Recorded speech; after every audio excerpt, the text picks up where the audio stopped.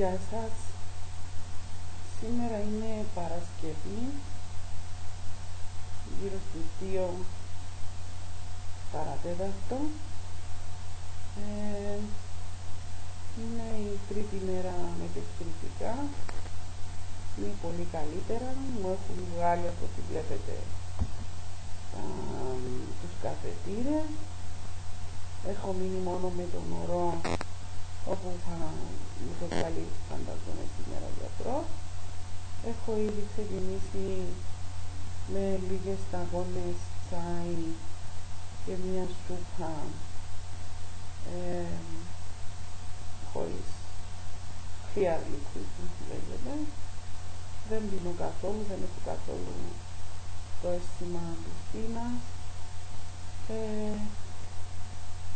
Απλά βαρέθηκα λίγο μέσα στην κλινική.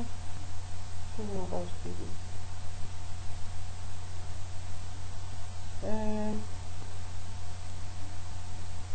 Νιώθω πιο ελαφριά.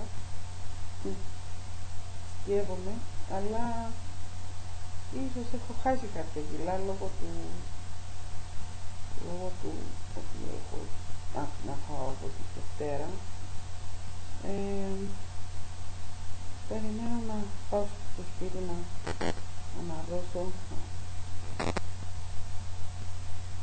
Θα τα πούμε αύριο.